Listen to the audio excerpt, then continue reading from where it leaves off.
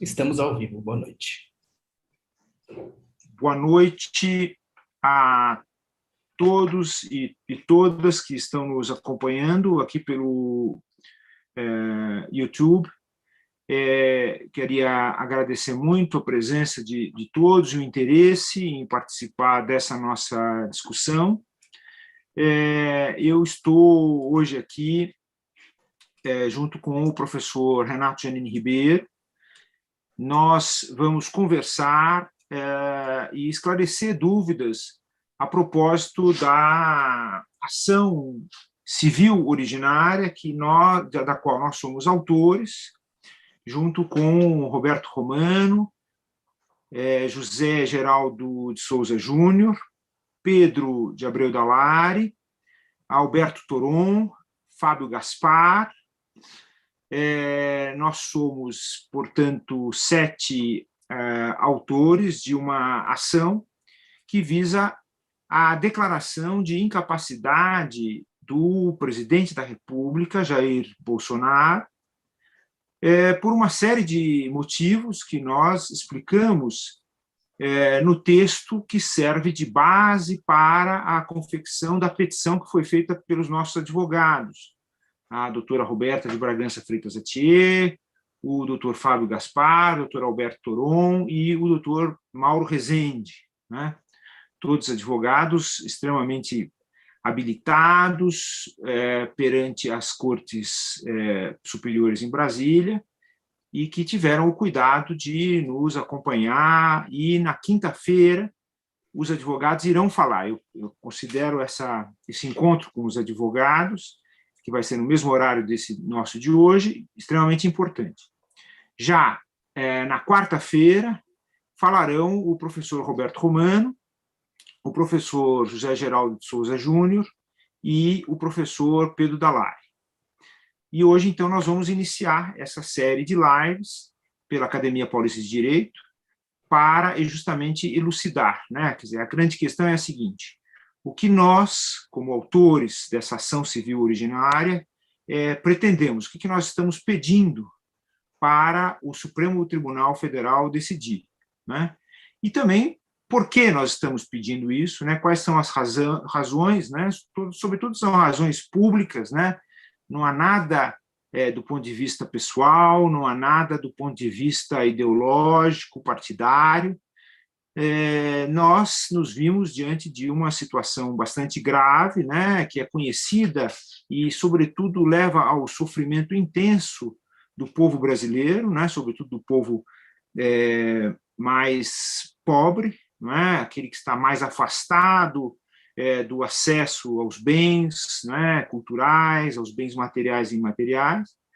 E, diante dessa situação, nós, como cidadãos, nós, então, buscamos uma solução e pretendemos apresentar essa solução como um pedido ao Supremo Tribunal Federal para a decisão.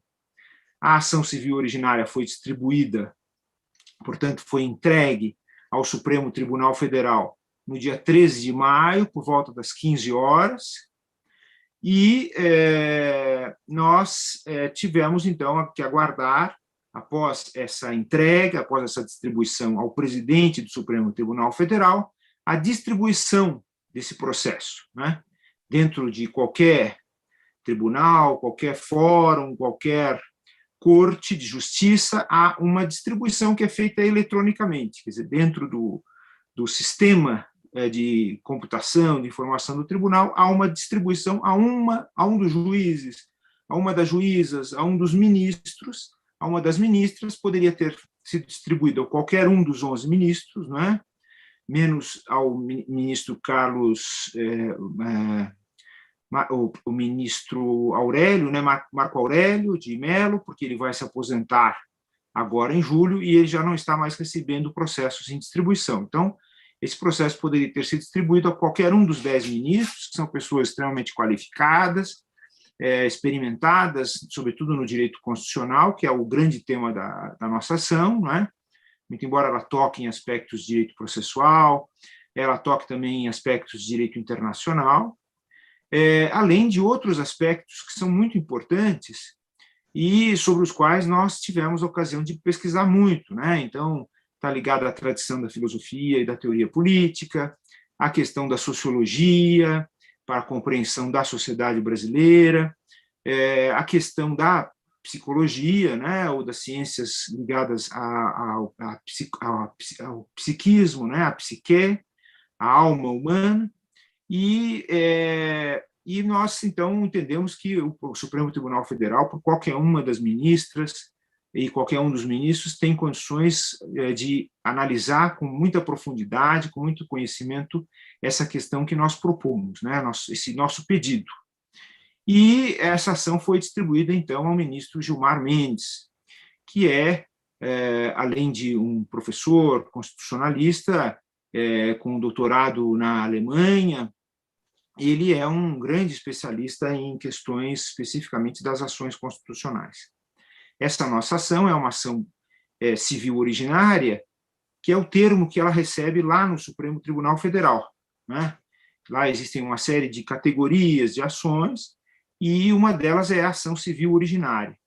E isso é muito importante, não é? Ela é uma ação civil, ela não é uma ação penal, porque ela não visa a punir ninguém, ela sequer é uma ação voltada a ser contra alguma pessoa. Então, não é uma ação de Alfredo Atier, Renato Janine Ribeiro, Roberto Romano, Pedro Dallari, José Geraldo Souza Júnior, Alberto Toron, Fábio Gaspar, contra Jair Bolsonaro. Não.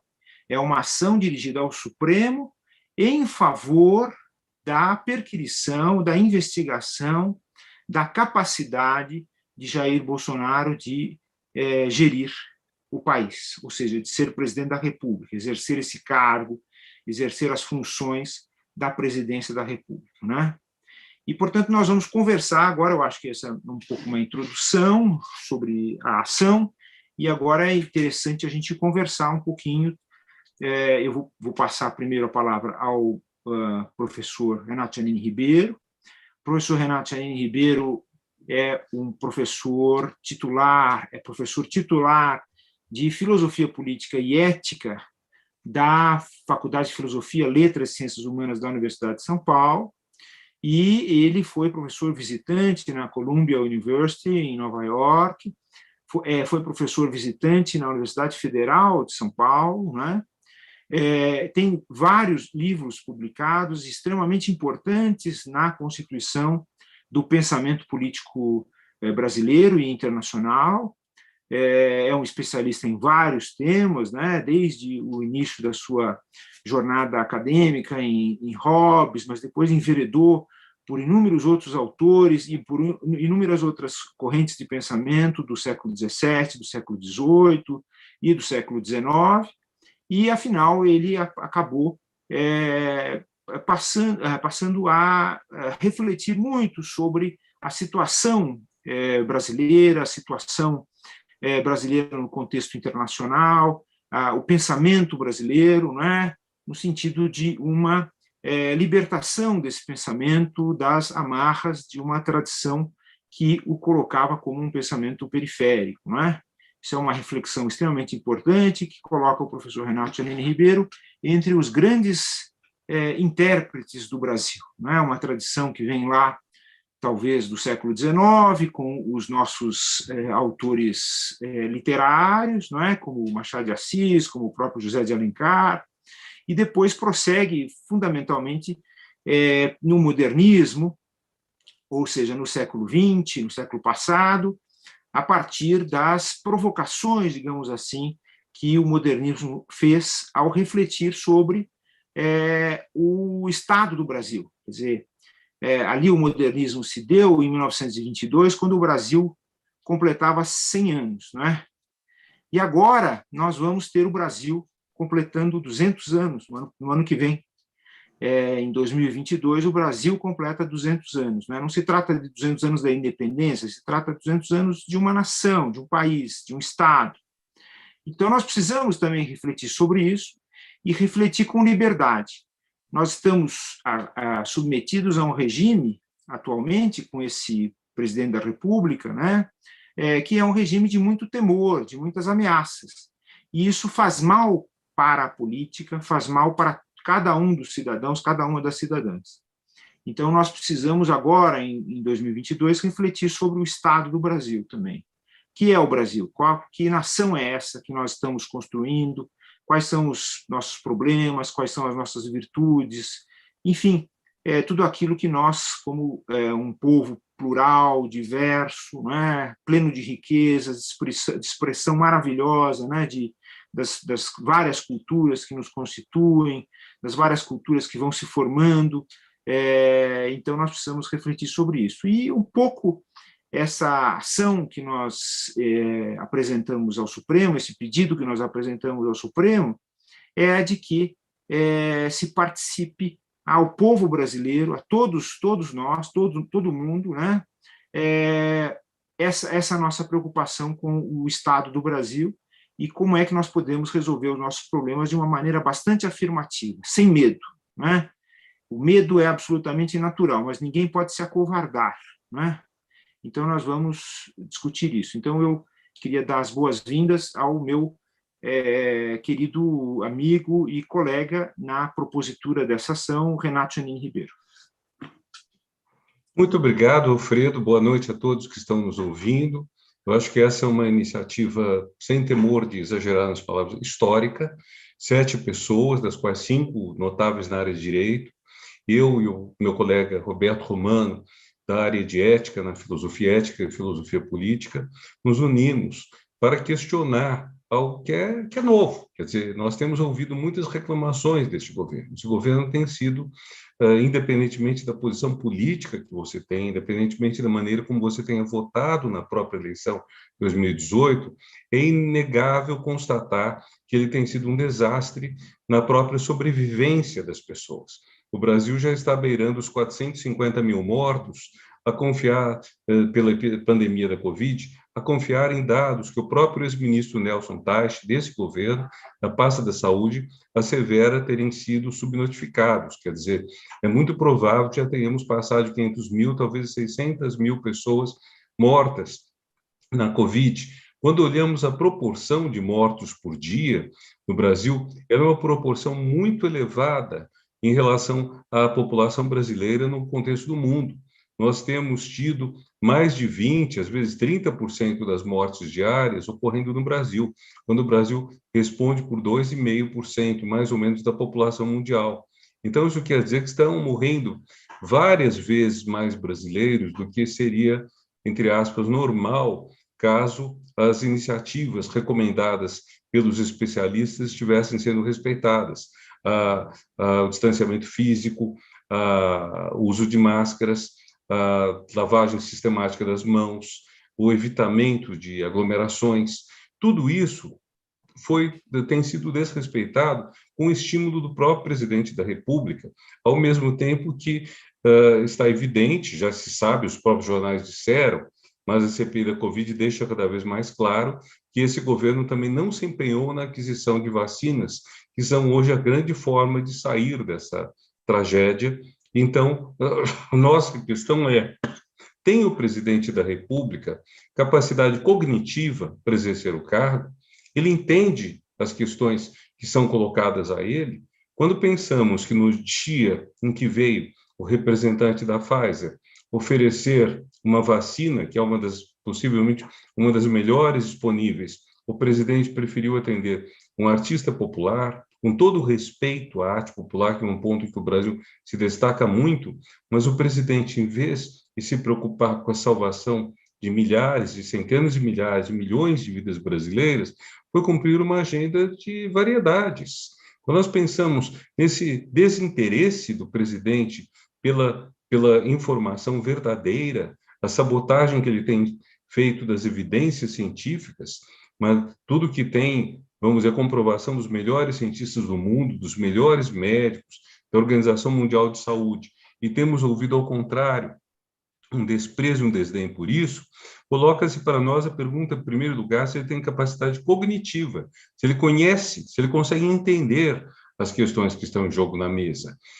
Poderia ser uma brincadeira apenas, durante a campanha eleitoral, ele declarar que não entendia de economia e que delegaria tudo isso ao ministro. Mas quando vemos que ele não só não entende, mas não procura entender da saúde da vida dos cidadãos, é muito mais complicado.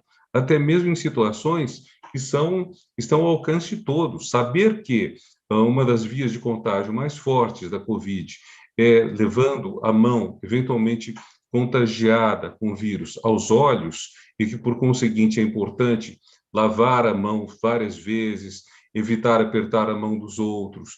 Tudo isso é público e notório. O presidente tem descumprido isso. Fala-se até que o descontentamento dele com alguns oficiais generais teria sido porque, ao estender ele a mão a esses oficiais generais, eles lhe deram o cotovelo, como, aliás, é protocolo de evitamento da Covid. Então, uma deficiência cognitiva. Uma outra deficiência que nós apontamos na nossa ação é uma deficiência emocional. Tem o presidente competência emocional para dirigir os negócios de uma nação de 210 milhões de habitantes, uma vez que seguidas vezes ele manifestou descaso pelas mortes, já nas centenas de milhares de pessoas causadas pela Covid, não manifestou empatia? Não é que ele não tem empatia em caso algum, ele manifestou empatia quando ele manifesta empatia em relação aos filhos, ele manifesta empatia em relação a pessoas que gostam de andar armadas, mas empatia em relação às pessoas que morrem por essa doença terrível, não.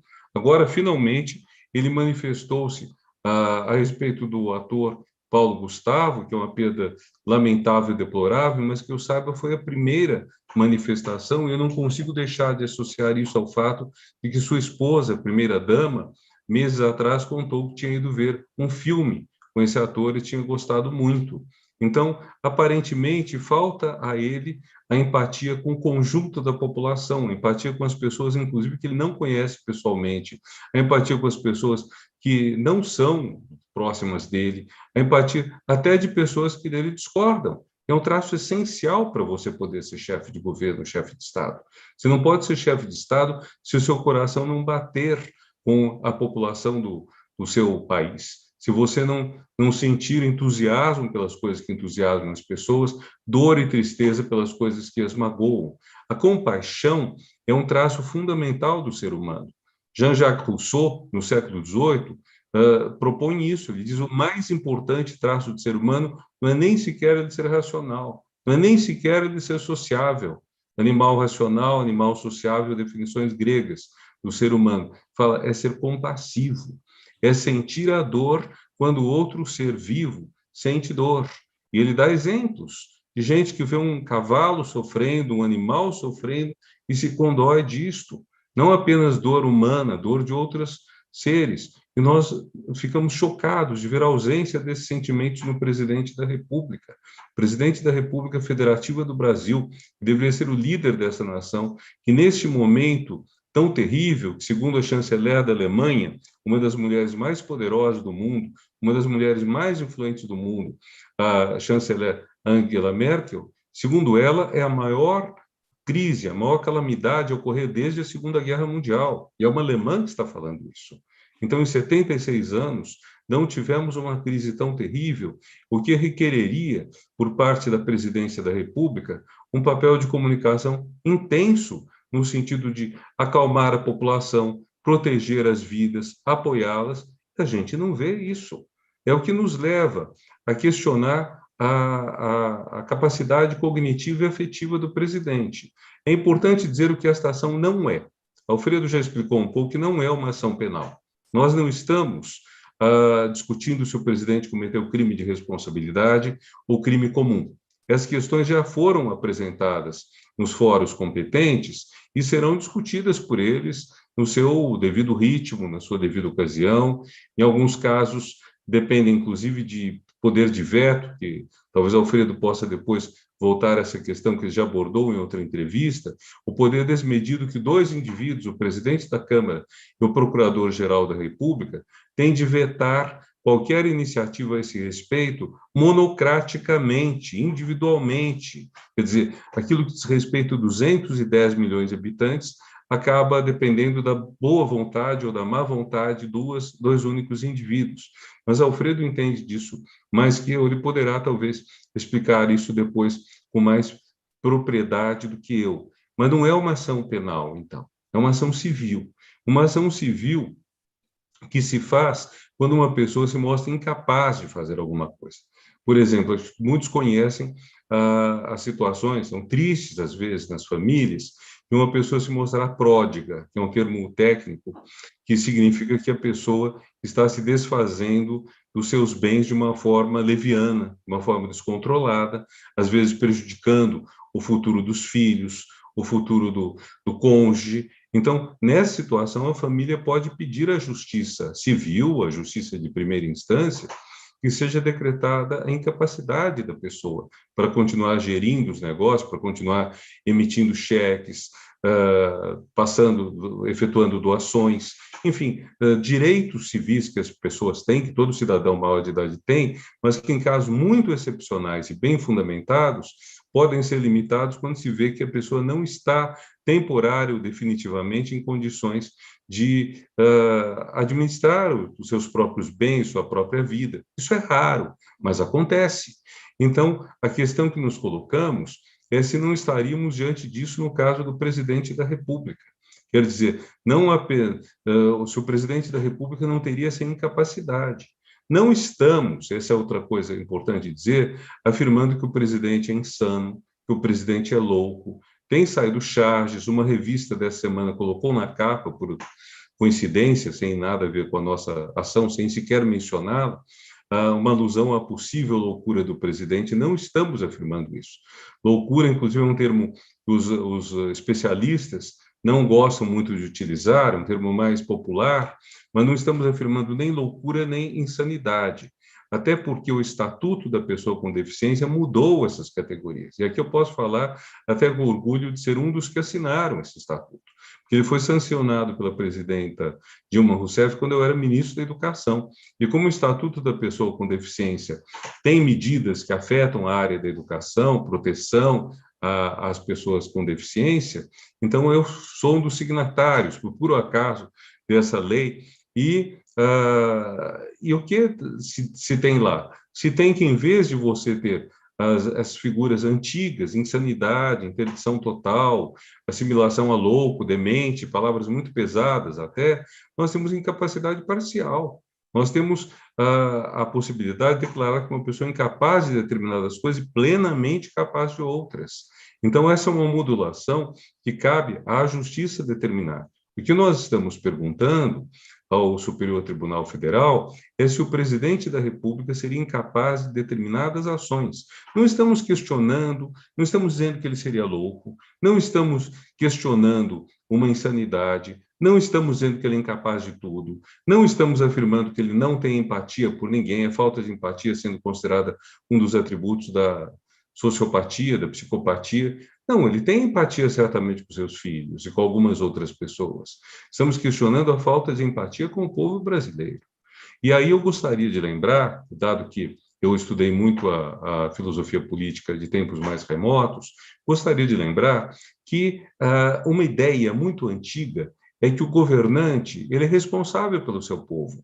Tanto assim, em certos casos, vocês devem saber, um bispo na Igreja Católica porta um anel, o Papa tem um anel. Esse anel é simbólico dos seus responsais com a diocese, no caso do bispo, com a igreja, no caso do sumo pontífice. E a ideia é qual? Que ele seria responsável por cuidar da diocese, por cuidar da igreja. Ele, então, ao assumir um cargo que lhe dá inúmeras vantagens, privilégios, no caso do Papa, até mesmo o privilégio de ser chamado de Sua Santidade, nessa altura, quando o atual Papa sendo o primeiro Papa a ter uma vida mais modesta, depois de muitos séculos de luxo, mas mesmo com os privilégios, estão sempre ligados a um dever. Essa é uma ideia básica, aliás, do poder. Você não pode ter poder e as vantagens do poder sem ter os deveres do poder. Cícero já diz isso, quando fala dos ofícios. Um poder é um ofício, um poder é um serviço. Então, num poder você presta um serviço, está servindo. O próprio Papa, ele é servo dos servos de Deus. Eu não estou falando isso em termos religiosos, estou falando isso em termos filosóficos. Então, nós temos aí uma ideia de que alguém está prestando o serviço, de que os poderes que essa pessoa, acaso tenha, estão ligados a obrigações. Então, todas as vantagens presidenciais, morar num palácio, ter uma guarda portentosa, beneficiar de dinheiros e de vantagens nas viagens que o presidente travou, por exemplo, no final do ano, dados que foram publicados, tudo isso corresponde a obrigações que ele tem que cumprir, e essas obrigações são, antes de mais nada, de cuidar da res pública, da República Federativa do Brasil. Se ele não cuida disso, ele não está cumprindo o seu ofício. Então, cabe perguntar, então, se existe essa deficiência cognitiva ou emotiva para isso. Outra questão importante a colocar é por que uma ação civil afetaria o direito constitucional. Aí é interessante porque isso é algo que é elaborado nos séculos, já na Idade Média. Uma coisa muito interessante, a ideia de que o parlamento deve votar o imposto, uma ideia que acontece na Inglaterra, na Idade Média, mas acontece também na Península Ibérica, com as cortes dos vários reinos espanhóis e do Reino de Portugal, com os Estados Gerais da França, com as dietas, que era o nome das assembleias na Europa Oriental, é a ideia de que o que diz respeito a todos deve ser aprovado por todos, ou pela maioria dos representantes de todos. Esse é um conceito que vem do direito romano sobre o condomínio. Quando você mora num prédio, você mora um condômino, e você vai a uma assembleia condominial, você está seguindo princípios que vêm desde Roma Antiga, tem 2000 anos. E esses princípios foram retomados pelo direito constitucional no começo, aliás, antes até mesmo da modernidade. Então, nesse sentido, uma questão que é eminentemente de direito civil, que é a decretação de incapacidade de um indivíduo para exercer determinadas funções, que é algo que muitas vezes é solicitado pela própria família em relação a uma pessoa da família que está se mostrando incapaz de administrar seus bens, sua vida, algo do gênero, nós questionamos como isso pode ser aplicado dentro da Constituição, dentro do direito constitucional. E nós temos essa excelente base, que é que já desde o advento do pensamento constitucional, que vai gerar o Estado de Direito moderno, existe essa translação do direito civil para o direito constitucional. Acho que esse é um ponto, então, que precisa ser esclarecido, até porque isso traz uma outra consequência também. Em certos casos, a própria pessoa declarada incapaz está sendo protegida por isso, porque a decretação de incapacidade protege, por exemplo, o bem da pessoa, protege o patrimônio da pessoa.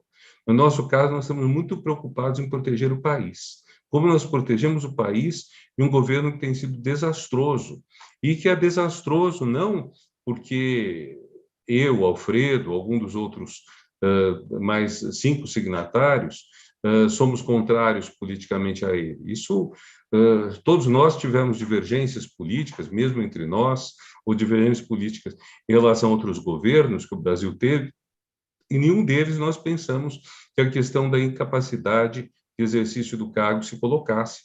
Neste caso, ela se coloca uma questão importante. Então, em linhas gerais, são essas questões. A gente tem que ficar muito claro, então, também que nós não estamos afirmando que ele é incapaz. Nós estamos pedindo ao Supremo Tribunal Federal que tome as medidas necessárias para isso. Porque não, em situações normais, um juiz singular, um juiz de uma vara, talvez do Rio de Janeiro ou de Brasília, residência do cidadão Jair Bolsonaro, um juiz singular seria solicitado a decretar a incapacidade dele. Mas, tratando-se do presidente da República, é preciso que seja o Supremo Tribunal a se manifestar, inclusive, sobre a procedência dessa ação.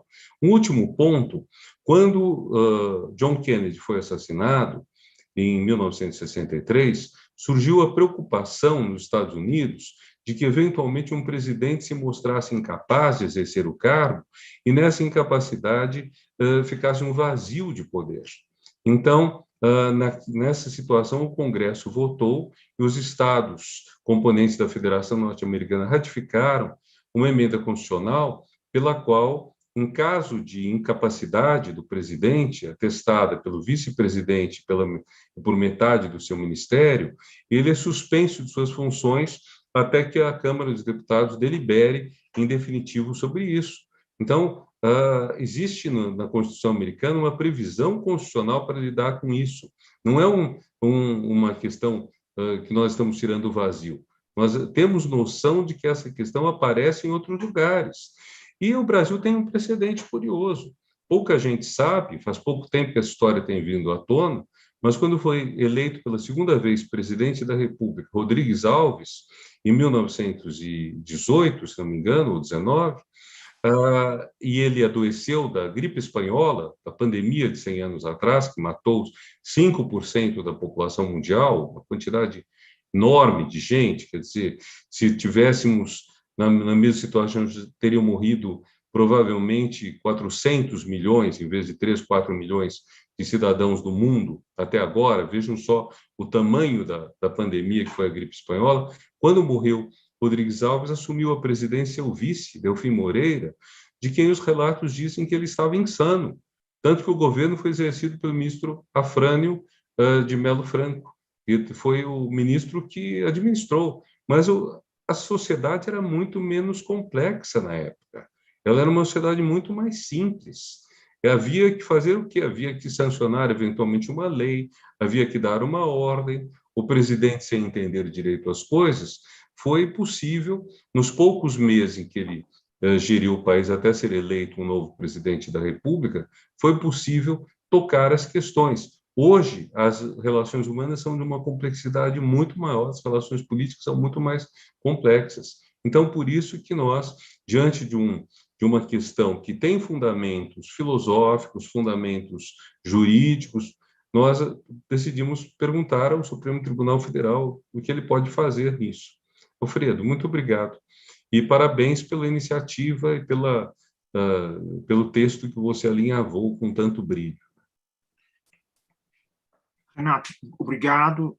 Nós estamos juntos nessa iniciativa, que é uma iniciativa muito importante, e é, como você disse, sem qualquer tipo de vaidade, uma iniciativa histórica, né? Porque é histórica porque ela visa dar um passo importante no entendimento do que seja a sociedade brasileira e do que é a democracia, né? Eu até diria que essa iniciativa é inovadora em termos mundiais, não é?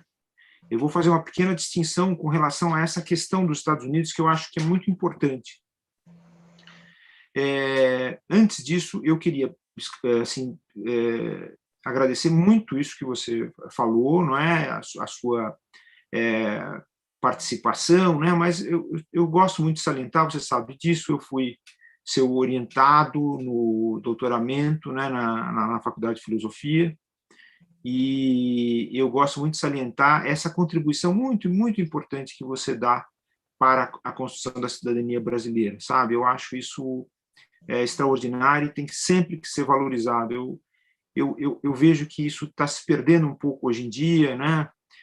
As pessoas estão querendo, digamos assim, fragmentar um pouco a história, mas a gente não pode fazer isso. A gente tem que sempre alinhavar. A história sempre tem que ser, essa linha da história sempre tem que estar tem que estar envolvida, né? Não pode ser desenvolvida, não pode ser desintegrada, né? E eu acho isso importante.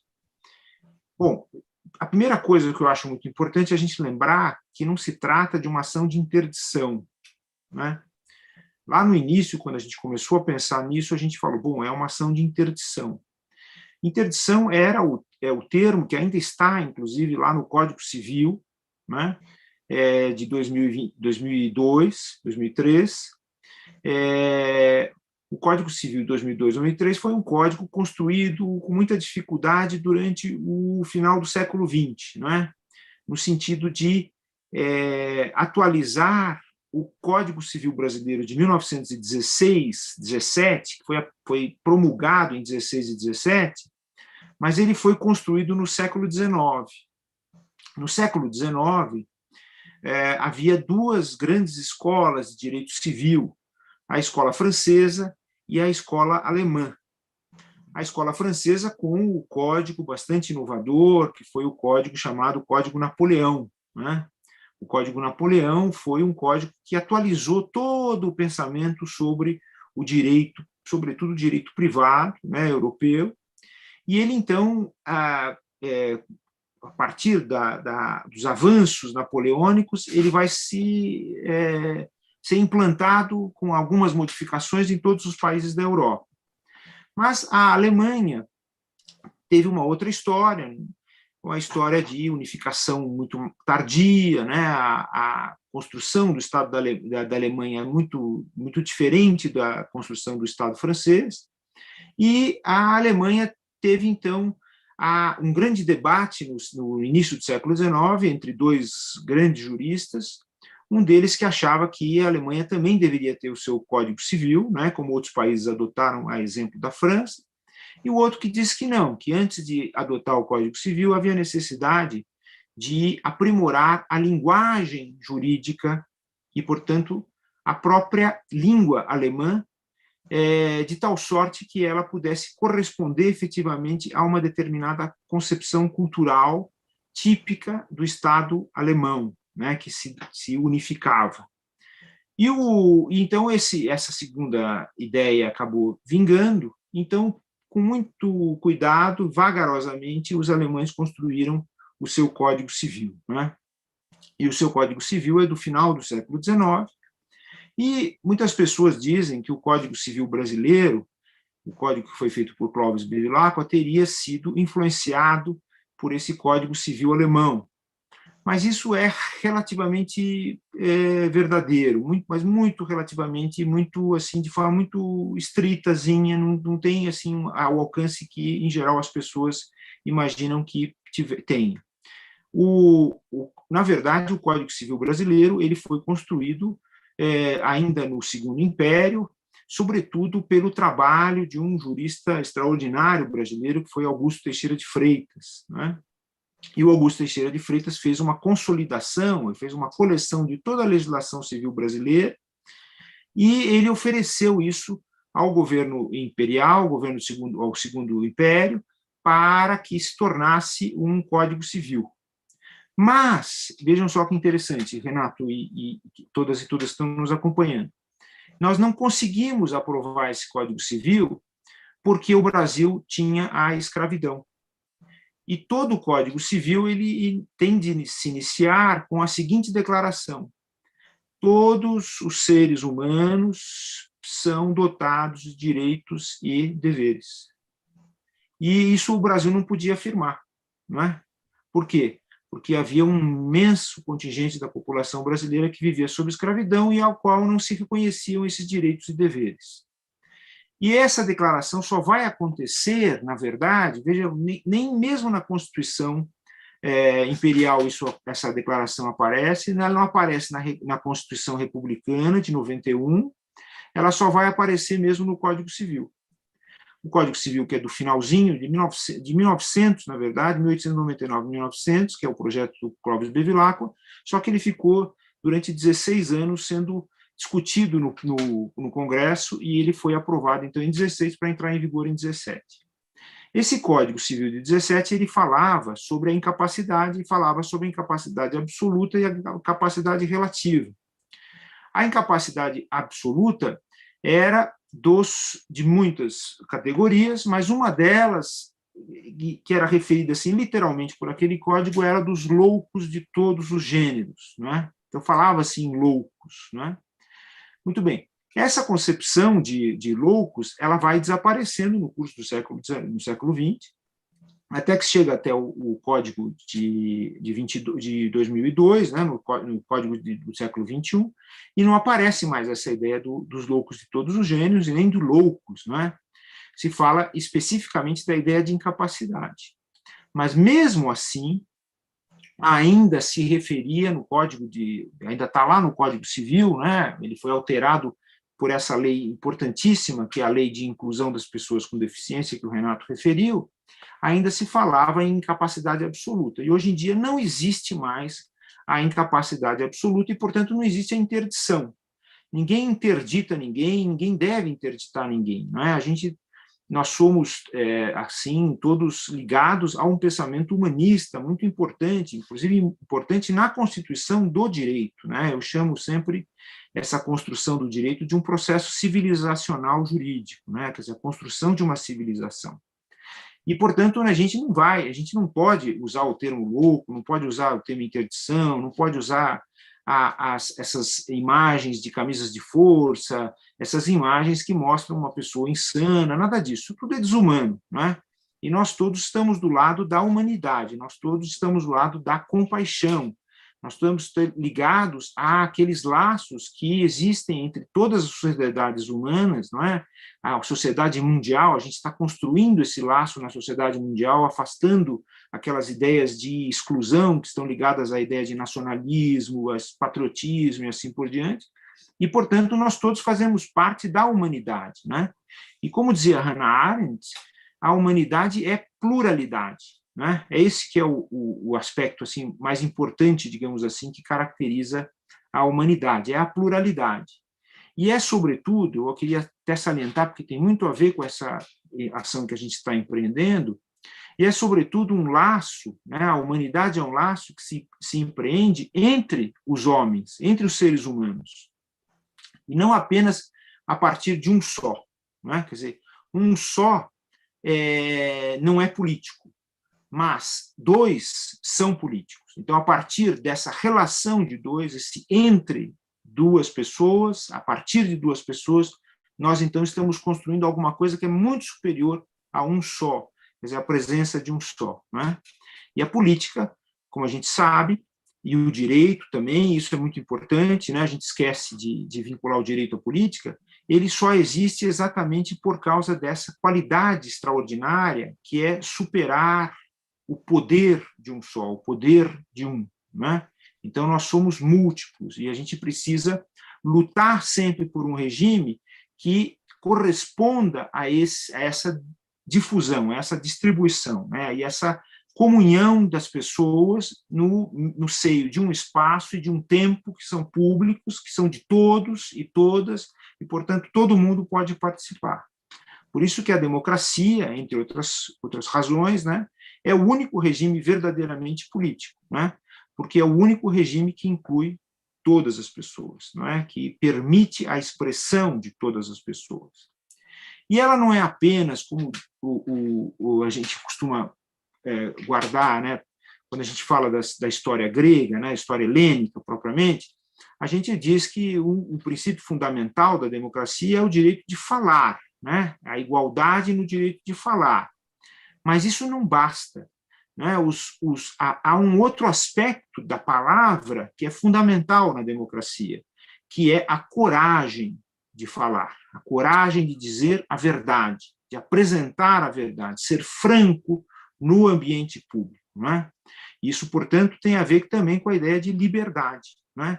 Não existe espaço público, não existe política, não existe direito se não houver liberdade, não é? E a liberdade é, portanto, esse avanço da pessoa para o espaço público, quer dizer, a pessoa se entrega ao espaço público e diz a verdade, ela declara a verdade perante os outros cidadãos, as outras cidadãs, enfim, perante as outras pessoas, sem receio de nenhum poder, né? Sem receio de ser censurado, de ser processado, né? Hoje em dia nós estamos vivendo um momento extremamente grave do ponto de vista da democracia, em que qualquer pessoa se manifesta, sobretudo criticando o presidente da República, e é, então, ameaçada e é até processada, se iniciam processos com base numa lei que é absolutamente inconstitucional, que não existe mais no ordenamento jurídico, que é a tal Lei de Segurança Nacional.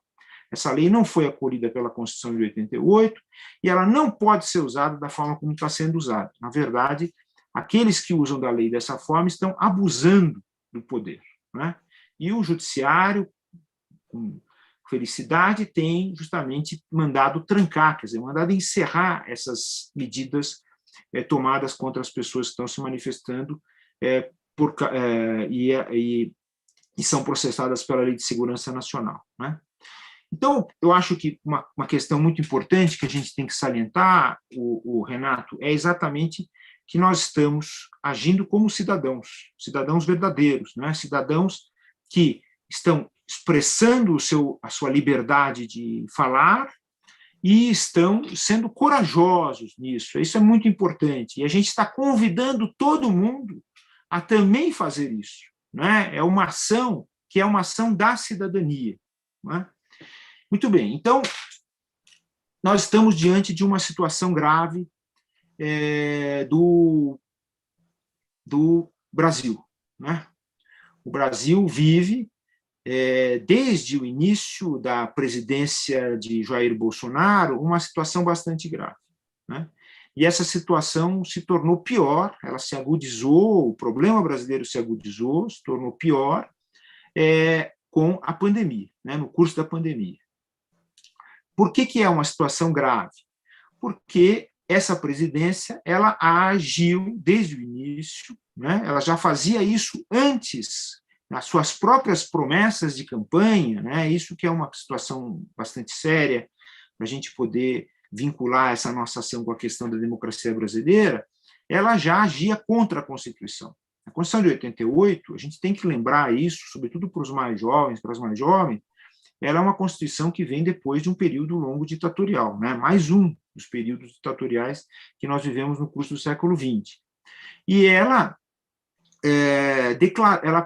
tomou a decisão, isso foi muito importante daqueles constituintes de 86, 87, que geraram a Constituição de 88, de colocar, em primeiro lugar na Constituição, a definição de cidadania e os direitos, os valores fundamentais, os princípios fundamentais que explicam essa comunhão, essa existência da sociedade política brasileira.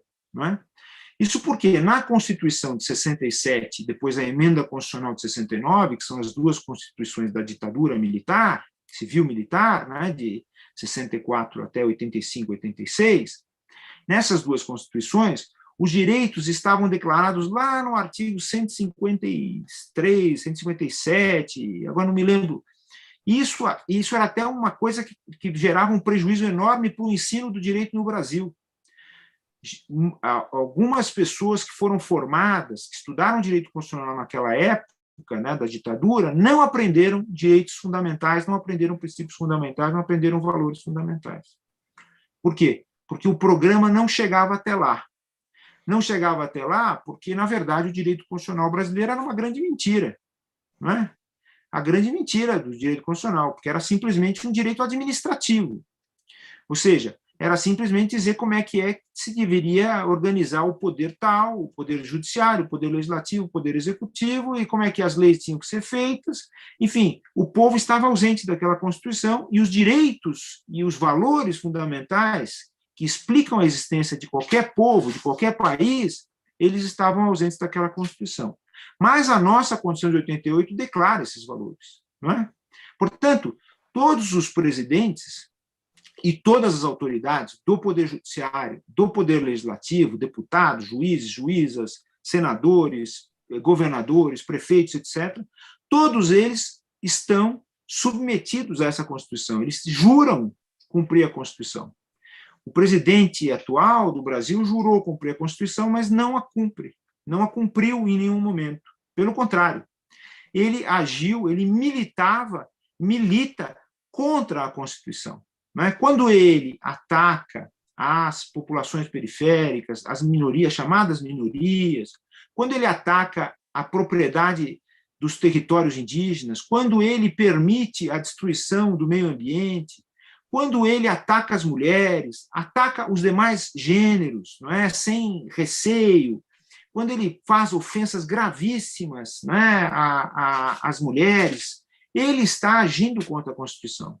Não é? Isso não é admissível para nenhum cidadão, nenhuma cidadã, não é, ninguém pode fazer isso, ninguém pode destruir a natureza, ninguém pode atacar os índios, ninguém pode atacar os gays, ninguém pode atacar os trans, ninguém pode atacar as mulheres, ninguém pode atacar ninguém, mas, no caso do presidente da República, isso é uma situação gravíssima.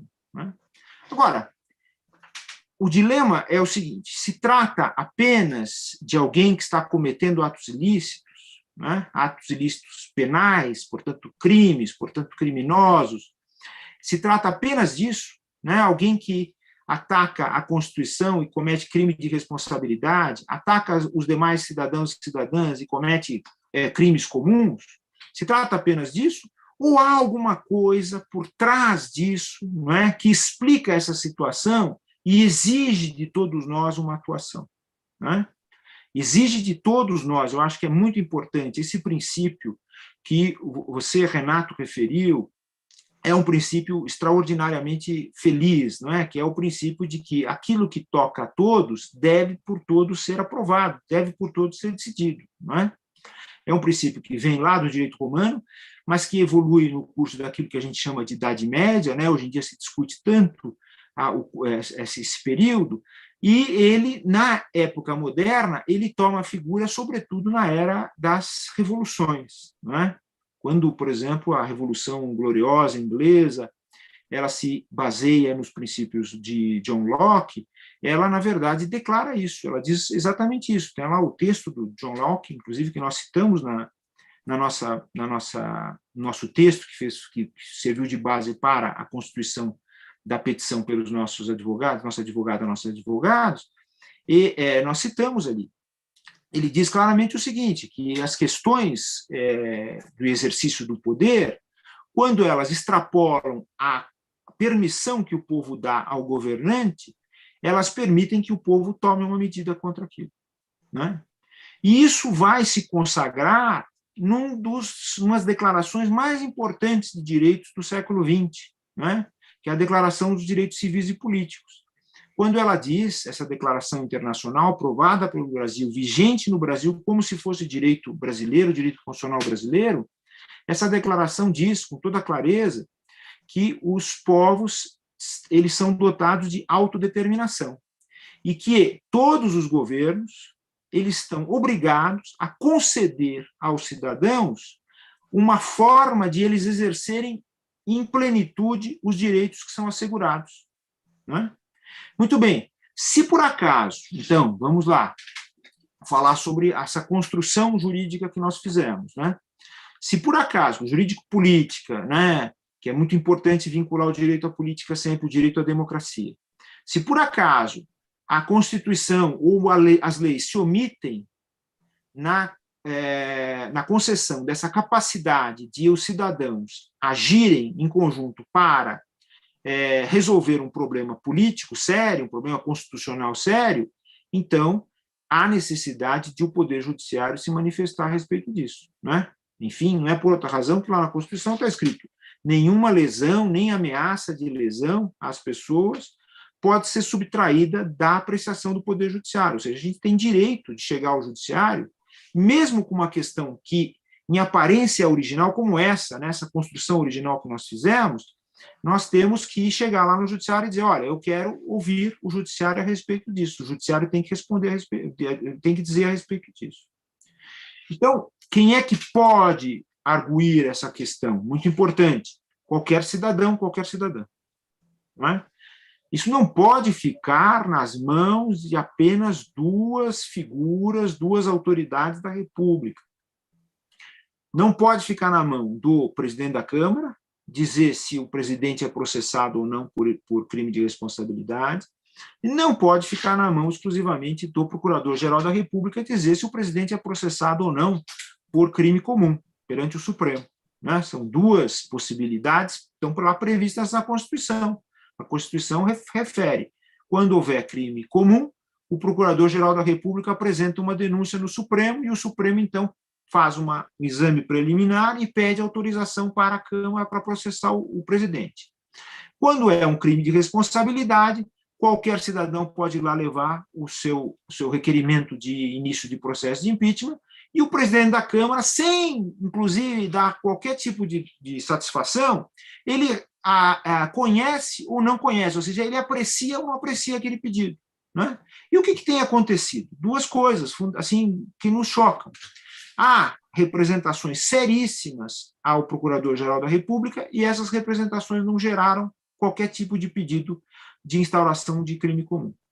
Há inúmeros pedidos de impeachment, a gente junta lá nos documentos que estão na petição inicial dessa ação civil originária, uma relação de todos os pedidos de impeachment que existem, né? É acessível, inclusive, está lá citada na petição, eu coloquei aqui, inclusive, o acesso à petição, que pode ser lido por todo mundo. Desses pedidos de impeachment, claro, há muitas coisas que são assim aventurosas ou são pouco fundamentadas, né? Por exemplo, houve uma representação do partido do PDT para que o Procurador-Geral da República propusesse ao Supremo um pedido de interdição do presidente, né? Mas é um pedido feito em algumas poucas páginas, sem muita reflexão, embora seja importante, mas nenhuma medida se tomou, foi arquivado, né? Então, nós, como cidadãos, não podemos ficar amarrados a isso, não é? Esse é um nó, né? Esse é um muro que se apresenta à nossa frente e a gente tem que dizer o seguinte, não, nós temos capacidade jurídica, nós temos capacidade política e temos que ultrapassar esse obstáculo.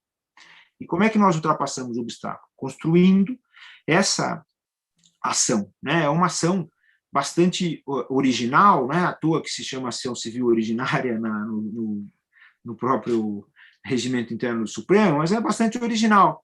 Mas é original como todas as ações constitucionais devem ser, não é isso mesmo?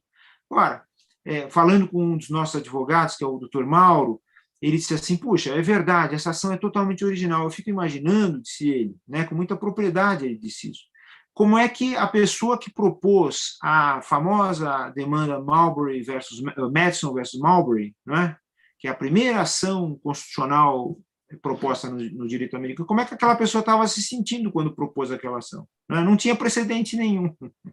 Então, aqui a gente vai falar assim, não tem um precedente, então isso é absurdo, essa novidade não serve. Não, que isso.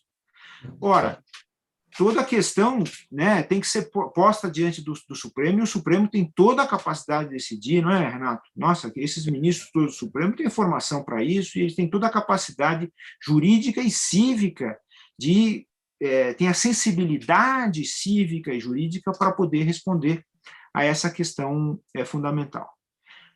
No direito comparado, esse exemplo, quer dizer, há vários outros exemplos que nós citamos ali, tem um estudo maravilhoso do Conselho de Estado francês, o Conselho de Estado é um órgão tão importante, né? Então, os membros do Conselho de Estado são tão bem formados, é uma coisa admirável, eu mesmo trabalhei muito tempo no Banco Mundial, junto com o Conselho de Estado francês, nós fizemos juntos alguns projetos de parcerias público-privadas voltadas para a afirmação da cidadania, lá no Banco Mundial, e então nós tivemos trocas de inúmeras informações, etc., e eu posso dizer até com orgulho que, muito embora o Conselho de Estado seja muito bem formado, grandes das ideias que nós empreendemos lá no Banco Mundial vieram de nós aqui brasileiros, né, o trabalho que a gente fez aqui, as propostas que a gente fez durante o período mais bonito da nova república, né, o período em que a pobreza estava diminuindo sensivelmente, né, o Brasil era tão admirado, a gente ia lá para os órgãos internacionais, depois na própria ONU, a gente participava, as pessoas vinham com bastante curiosidade, querendo indagar, né, por que o Brasil estava conseguindo fazer aquilo, era maravilhoso. E aí agora vem esse reverso. Mas lá nos Estados Unidos tem uma peculiaridade, que é a seguinte, né, os Estados Unidos, como a gente sabe, foi a primeira república contemporânea, né, quer dizer, os Estados Unidos inventaram a república, né, a partir do exemplo romano, sobretudo, eles resolveram inventar a república e abandonar o modelo monárquico, que era o modelo do seu país metrópole, né? Eles, como as 13 colônias, né, se reúnem e dizem assim, não vamos mais ser monarquia.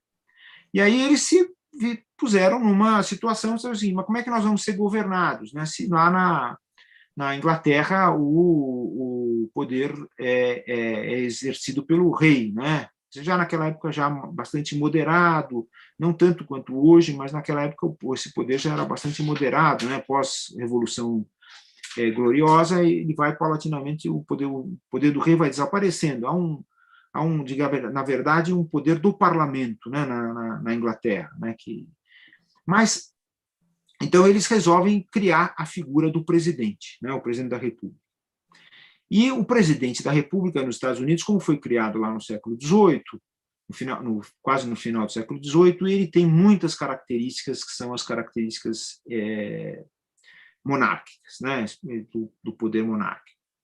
E uma dessas características é a seguinte, a pessoa assume a presidência da República e ela conserva no seu corpo, né, a gente fala, inclusive, nessa questão que é muito interessante ali na petição no texto da questão dos dois corpos, né, do monarca, mas ele conserva no seu corpo o tempo inteiro a presidência.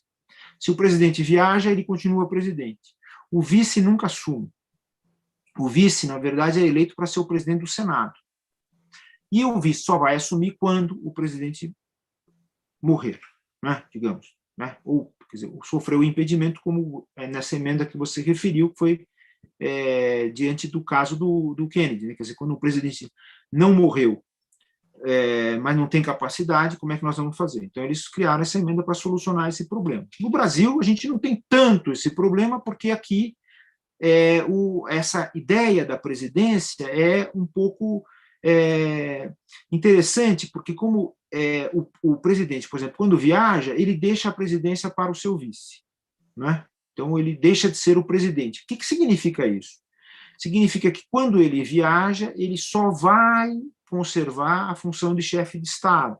Então, por isso que ele faz tratativas para acordos internacionais, convenções internacionais e assim por diante, enquanto que o poder de governo, chefe de governo, permanece com o vice-presidente, né? Muito bem. Então, desse ponto de vista, a gente não precisaria de uma emenda com essa extensão, que é a emenda americana, para a gente resolver esse impasse no caso da incapacidade, né? Porque nós já temos alguma coisa que indica essa assunção automática do poder pelo vice-presidente. Nós precisamos de uma interpretação inteligente da Constituição, uma interpretação inovadora da Constituição que o Supremo Tribunal tem condições de fazer. E é isso que nós estamos propondo. E uma outra coisa que é importante, tem muita coisa importante para a gente dizer, né? A gente, na verdade, discutiu muito essa questão da ação, né? A gente demorou para construir o texto, né, Renato? Não foi de uma hora para outra, né? A partir do momento que você veio desesperado, né, com essa questão, né? Desesperado, eu diria, extremamente preocupado, né? Porque se nós estamos propondo, nós não estamos sem esperança. Pelo contrário, a gente tem muita esperança no que pode acontecer a partir daí. Mas a gente discutiu muito essa questão, e uma das questões é a seguinte, quer dizer, é uma ação de direito civil só, ou tem alguma outra característica importante que mude isso? Bom, claro, a característica é a seguinte, nós estamos falando que o presidente é incapaz de ser presidente, é isso, né? Ele é incapaz de ser chefe de Estado e chefe de governo. Ele não tem cognição, e tudo bem, quer dizer, veja, também nós não somos preconceituosos, ele tem ele mostra que tem uma formação muito limitada, né, muito reduzida, né, vamos ser bem claros sobre isso, né, o vocabulário que ele usa, a forma como ele se expressa, tudo isso é de uma formação limitada, mas nós não somos preconceituosos também, de jeito nenhum. Por quê? Porque um presidente com uma formação limitada como ele teria condições de escolher auxiliares de excelente nível, se rodear de pessoas extraordinárias, porque o Brasil tem figuras extraordinárias, tem cientistas, tem políticos, tem até militares, tem pessoas muito bem formadas e que têm capacidade de empreender as políticas públicas que estão previstas na Constituição. Mas ele não faz isso, não é, Renato? Ele não escolhe bem os seus auxiliares, pelo contrário. Como você bem disse, ele escolhe auxiliares baseado nessa característica de personalidade que a gente vê como um problema sério de ordem psicossocial, que é a personalidade, os auxiliares espelhos, né? Onde ele se vê refletido, simplesmente. Ele vai repetir o que eu estou dizendo, não é isso? Como disse aquele ministro da Saúde que saiu agora e está com tanto receio de prestar depoimento na CPI, ele disse, não, tem um que manda e o outro que obedece, eu sou o que obedece. Ou seja, a gestão da saúde estava nas mãos do presidente. E a gestão destruidora da saúde, né? uma gestão indevida, né? Agindo erradamente. Né? Nós estamos vivendo o drama desse atraso na aquisição das vacinas, no atraso da aquisição das seringas, lembra, né, Renato? E, sobretudo, os absoluto desprezo pela questão da saúde pública, não é? Todo mundo vai morrer, não é essa expressão que ele diz? Por que vocês estão com medo? Quem quem sai de máscara é maricas, né? Ou quem fica em casa é maricas, ele não diz isso, né? Quer dizer, são expressões dele próprio. Isso é muito sério, muito grave. E ele não tem cognição e não tem condições de escolher, por exemplo, isso se estende ao fato de ele não tem condição de escolher pessoas que efetivamente façam gerir as políticas públicas constitucionais, né? Então, o governo dele é esse. E o outro aspecto é a falta de empatia seríssima com o povo brasileiro. Você definiu isso muito bem, não preciso continuar a falar sobre essa questão. Então, qualquer cidadão pode propor essa ação, qualquer cidadão, na verdade, deve propor essa ação, né? Então, a gente, na verdade, está convidando as pessoas a participarem disso. E um outro aspecto importante é o seguinte, mas diante de quem? Se fosse só uma ação civil, seria um juiz de primeiro grau, né? Claro. Né? Então, se fosse uma questão, por exemplo, dizer assim, olha, se trata de uma pessoa pródiga, como você referiu, né? Ou alguém que está tendo dificuldade de se lembrar onde deixou o dinheiro, onde deixou isso ou aquilo, então precisa ter uma, digamos assim, uma declaração de incapacidade parcial, é sempre parcial, e restrita àquela questão. Mas aqui não, aqui é uma questão que atinge a todo mundo, não é? Eu vou referir, para mostrar exatamente essa falta de partidarismo, duas manifestações que eu acho que são importantes. Uma delas foi da Marta Suplicy, ex-ministra, ex-deputada, ex-prefeita, que disse o seguinte, que, veja, os problemas de incapacidade de uma pessoa dizem respeito a ela, aos seus familiares, às pessoas que a envolvem. Mas quando se trata de políticas públicas, aí todos nós, cidadãos, temos que agir em relação a isso, porque nos atinge diretamente, né? Então, isso é mais grave. E o outro, o deputado Fausto Pinato, que é o responsável por essa relações comerciais Brasil-China, que diante da última manifestação, penúltima manifestação do presidente da República, dizendo que isso tudo, o vírus corresponderia, veja só que coisa absurda, a uma guerra química e bacteriológica, né? O que tem a ver a Covid-19 com química e bactéria? Não tem nada a ver. Mas ele afirmou isso, ofendendo o governo chinês, ofendendo o povo chinês. E isso nos compromete assim, do ponto de vista econômico, né? O Fausto Pinato referiu, claro, porque a China é o grande parceiro do Brasil atualmente, do ponto de vista econômico. Da China dependem vários insumos que vão lá até, inclusive, para o agronegócio, não é isso? Então, o presidente age até contra aqueles que o apoiaram. Quer dizer, isso é sério. E veja, o que determina também a nossa consciência de que se trata de uma doença é a seguinte, por exemplo, o Donald Trump nos Estados Unidos, que é o grande modelo, dizem que é o grande modelo do Bolsonaro, apesar de ele dizer todas essas coisas que são absurdas, ele não impediu que se comprassem vacinas. Ora, o nosso presidente impediu que se comprassem vacinas e continua a impedir que se comprem vacinas. Ou seja, ele age efetivamente contra si mesmo. Renato, se fosse qualquer presidente inteligente que tivesse capacidade, diante de uma situação como essa, ele se tornaria um líder extraordinário. Um líder extraordinário, cuidando das pessoas, organizando a defesa do país, organizando a segurança sanitária e assim por diante. Mas aqui é exatamente o contrário, ele age exatamente até contra si mesmo. Não é? Posso só falar uma coisa? Quer dizer, nesse sentido, Alfredo, é até uma proteção, às vezes, isso que se chamava interdição, que hoje é incapacidade parcial, visa até proteger a própria pessoa decretada incapaz.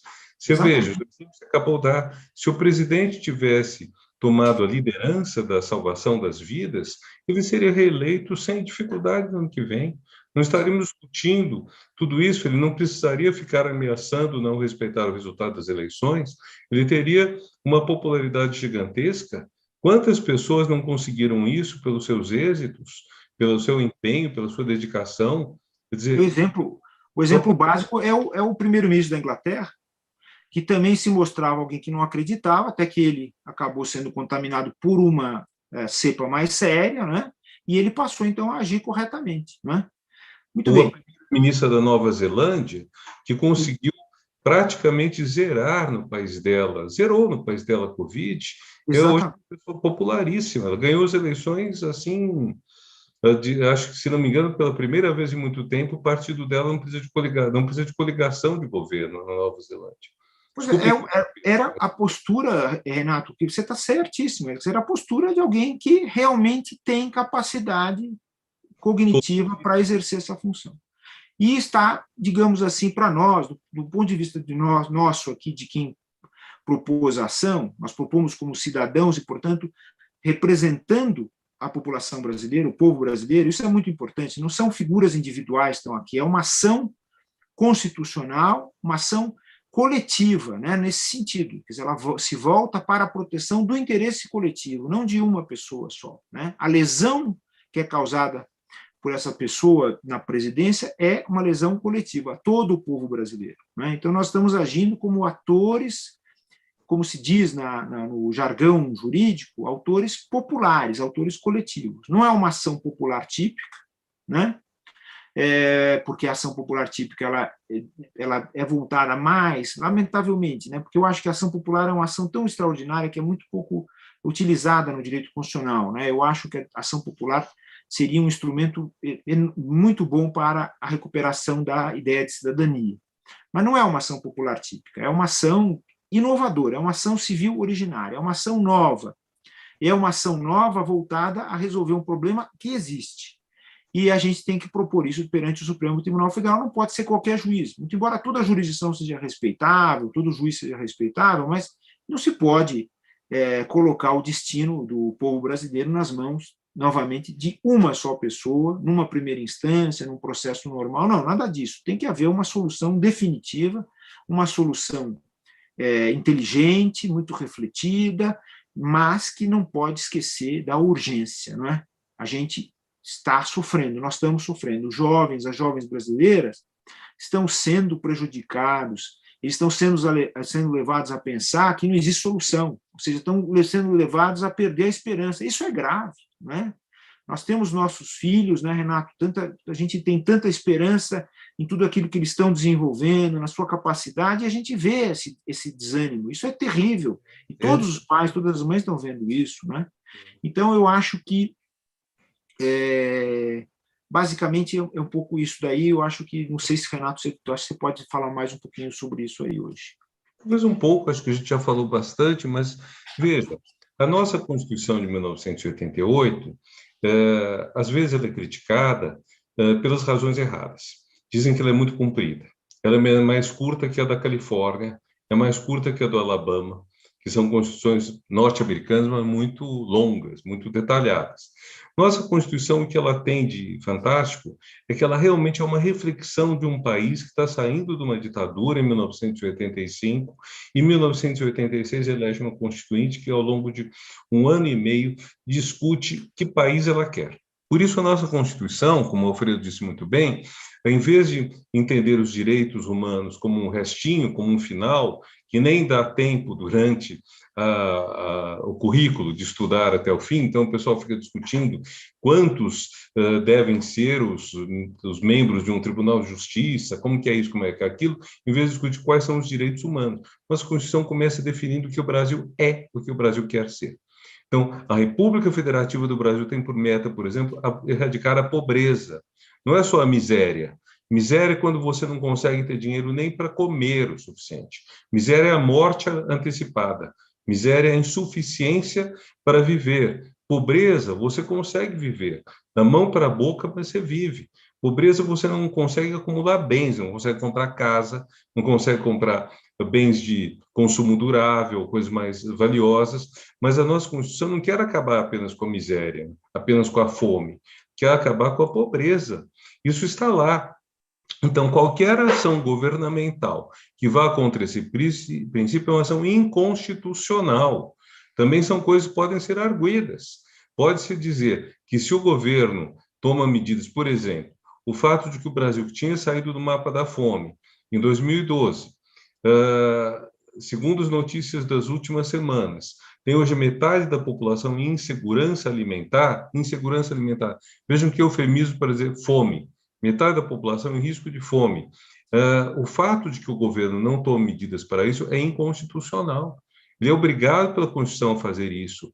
A Constituição prevê também os princípios de relações internacionais que o Brasil deve respeitar.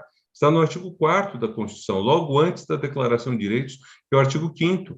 E esses princípios são importantes, tanto que os ex-ministros das relações exteriores de tudo que é governo, governos tucanos, governos petistas, governo Temer, eles se uniram para dizer: esse governo está fazendo uma política internacional proibida pela Constituição. A Constituição não permite isso.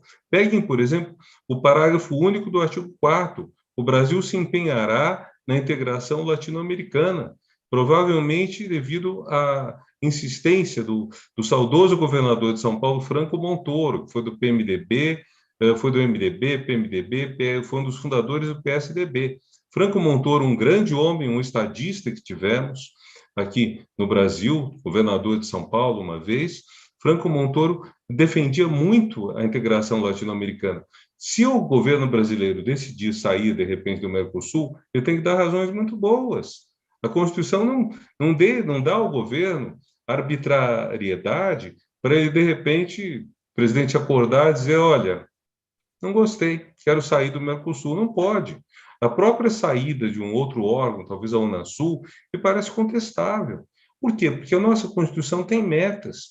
E quando as pessoas que protestam dizem: uma Constituição muito detalhista, tudo devia ser lei, gente, é porque ela tem metas que o Brasil melhorou. É porque ela tem metas que o Brasil melhorou o indicador de desenvolvimento humano, nosso, que era muito ruim quando terminou a ditadura, para um indicador que se vocês olharem na Wikipédia, uma coisa muito bacana na Wikipédia, vocês têm lá os 5.570 municípios brasileiros. Cada um que vocês cliquem, vocês veem qual o indicador de desenvolvimento humano daquele município. Que é um mix de PIB per capita, de renda, portanto, de nível de escolaridade e de saúde, de longevidade. E vocês veem que a maior parte dos municípios tem um nível alto ou até muito alto. O Brasil conseguiu isso graças a quê? À democracia, graças à Constituição de 88. Então, tudo isso são coisas que a gente não pode dizer: é uma Constituição muito longa, tem que cortar essas coisas, tem que jogar na lei, tem que revogar, etc. Porque o Brasil foi se tornando um país civilizado graças a isso. Ele venceu a fome graças a isso. E a fome está voltando porque a Constituição está sendo violada. As duas coisas são ligadas, gente. A Constituição não é apenas um pedaço de papel. A Constituição é uma declaração de que um país quer ser. É uma coisa muito importante. E nós estamos defendendo isso. E quando o Alfredo fala, ele usou o termo de provocar o Supremo, quer dizer, é um termo técnico, né? Não é um termo, não é uma ofensa, não é provocar uma pessoa para brigar, mas de provocar o Supremo a decidir uma coisa. Nós queremos que o Supremo faça jurisprudência, que ele resolva certas questões, porque a Constituição tem um espírito muito forte. Está no artigo 5º, que se um direito reconhecido pela Constituição não for cumprido por falta de lei ou de regulamentação, o Supremo Tribunal Federal dará mandado de injunção para que ele seja cumprido enquanto a lei não for feita. O caso que nós estamos falando é análogo. Então, um direito fundamental que é ser respeitado a Constituição não está sendo cumprido, talvez por incapacidade cognitiva e emocional do presidente. Então, compete ao Supremo resolver, remediar, o termo remédio, inclusive usado na área do direito, dar o remédio jurídico para essa situação em que estamos paralisados, porque simplesmente 2 indivíduos em 210 milhões não estão dando andamento às ações perante eles propostas. Mas lembrando, nossa ação não é penal, nossa ação é civil. É isso. Bom, eu queria cumprimentar mais uma vez o Alfredo, cumprimentar todas as outras pessoas que assinaram, que participaram disso, os advogados. Realmente, assim, é um belo trabalho. Eu acredito que esse trabalho realmente, independentemente do papel que nós dois que estamos, temos ou tivemos nele, é um trabalho realmente importante, é um trabalho realmente pela pátria. Nós estamos preocupados com o povo brasileiro. E é muito importante que vocês deem apoio a esse trabalho, que vocês endossem essa luta em defesa do Brasil, em defesa da Constituição. Muito bem. Excelente, eu acho que foi uma conversa maravilhosa. Eu convido a todas e todos para que participem do próximo encontro, que vai ter o professor Roberto Romano, da Unicamp, vai ter o professor José Geraldo Souza Júnior, da Universidade de Brasília, UNB, que foi reitor da Universidade de Brasília, inclusive, e vai ter o professor Pedro Dallari, que é da Faculdade de Relações Internacionais da USP e foi o presidente da Comissão Nacional da Verdade, não é? Que também participa dessa nossa ação importantíssima aqui.